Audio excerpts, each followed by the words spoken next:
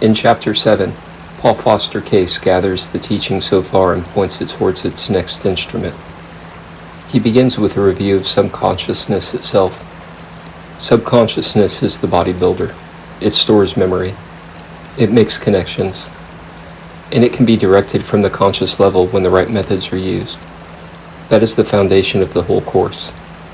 The deeper mind is active, formative, and responsive. From there, Case turns to the key principle of the chapter. Subconsciousness responds most strongly to visual suggestion. A picture reaches deeper than explanation. Words must be translated. An image strikes at once. That is why one picture can carry the force of many sentences. It calls up associations instantly, and those associations tend to be far more universal than language. This is the hinge of the lesson. If images reliably evoke subconscious responses, then deliberately constructed images may be used to awaken specific powers of mind. In other words, symbols are not ornaments, they are instruments. Repeated attention to the right image can set definite inner processes in motion. That is why Case now turns to the tarot. He does not present it here primarily as fortune-telling, a series of symbolic pictures designed to evoke precise subconscious reactions. Each key, he says, corresponds to a particular mode of consciousness and calls forth a distinct pattern of mental and bodily response. In that sense, the tarot is presented as a psychological tool, a language of images meant to awaken and organize the deeper powers of the self. That is what makes this chapter more than a review. It is a threshold.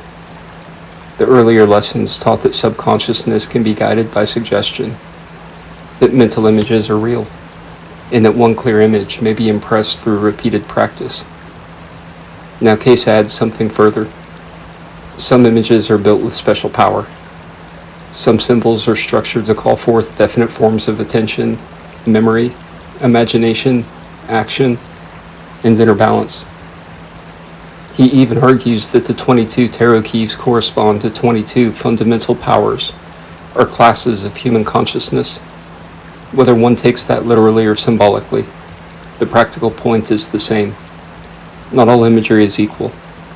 Some images are accidental, some are vague, and some are constructed according to laws of association that make them especially potent. Case also says it helps to understand what a symbol means. When conscious understanding is added to the visual suggestion, the effect becomes stronger. The image works below. Understanding supports it above. The whole mind begins moving in one direction. That is why he links the tarot to the larger Hermetic tradition. His claim is that these symbols are not arbitrary curiosities, but condensed teachings about the structure of human nature and its relation to the visible and invisible worlds. The tarot, in this view, is not merely a deck. It is a portable system of practical psychology disguised as pictures. So the lesson of Chapter 7 is simple. Subconsciousness answers images more deeply than words. Subconsciousness answers images more deeply than words. Symbols can be designed to awaken specific inner powers, and the tarot is presented here as one of the most refined examples of that principle, a visual method for directing the deeper mind through carefully constructed forms. In the earlier chapters, the work was to build and transfer one clear image. Here the field widens. The student is introduced to a symbolic system whose images are meant to train consciousness itself. That is Lesson 7.